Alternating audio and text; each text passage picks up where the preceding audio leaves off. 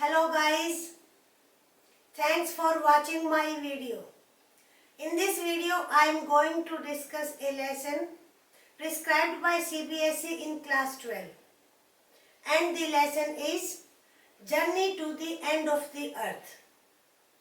In this video I am going to adopt a different technique, and this technique will help you in understanding the lesson in one go. Let's start our lesson. Journey to the End of the Earth. This is journey. Journey है तो travelers भी होंगे. Our writer Tishani Doshi,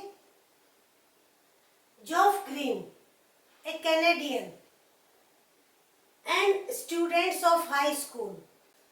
They worked on a project, Students on Ice. आपको ये project का नाम याद रखना है.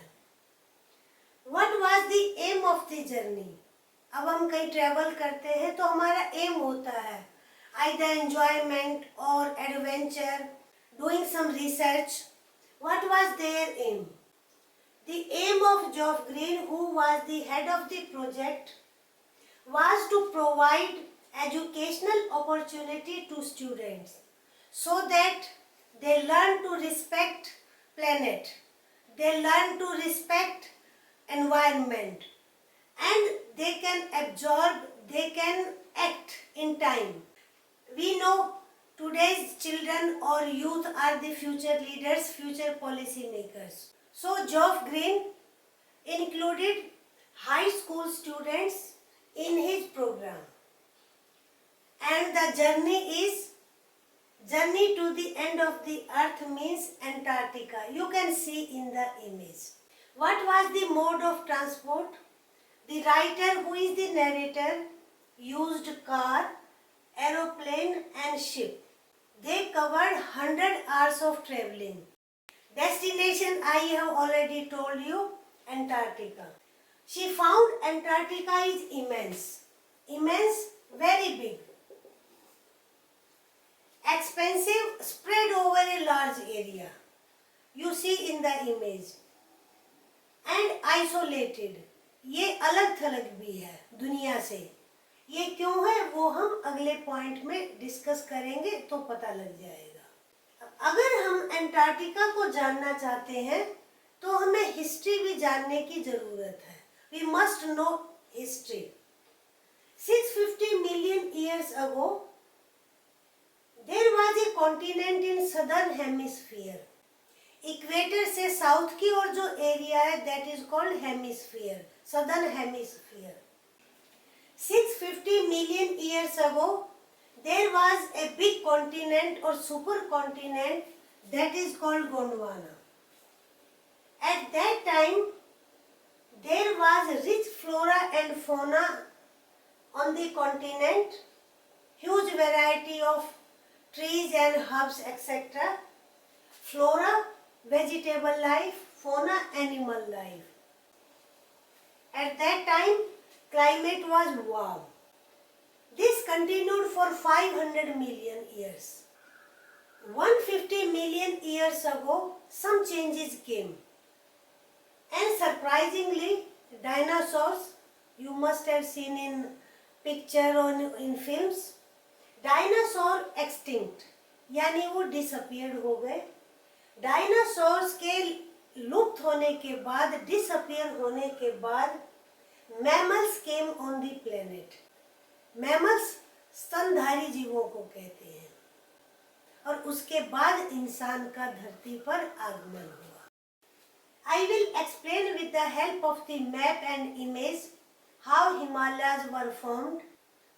My drawing is not very good, so don't mind it. This is equator.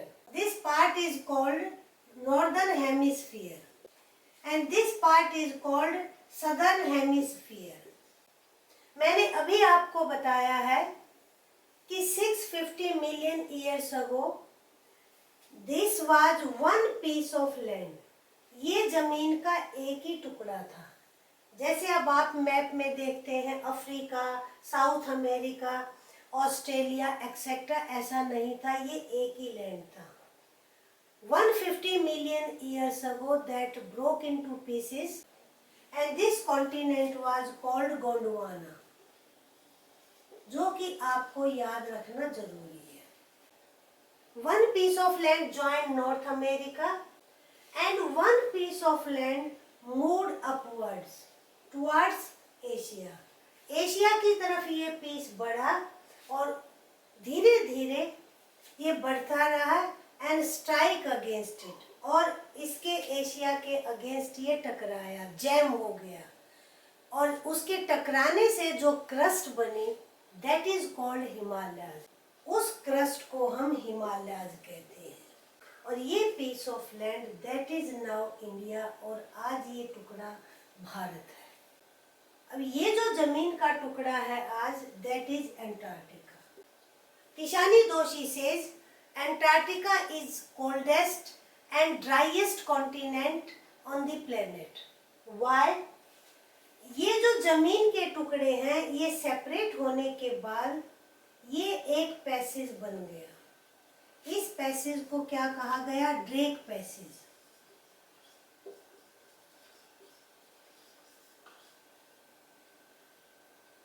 इस पैसेज की वजह से जो ठंडी हवाएं थी पैसिफिक ओशन की और इंडियन ओशन की, उनको यहाँ मूव करने की जगह मिल गई और इसकी वजह से यहाँ पर बहुत ठंड है.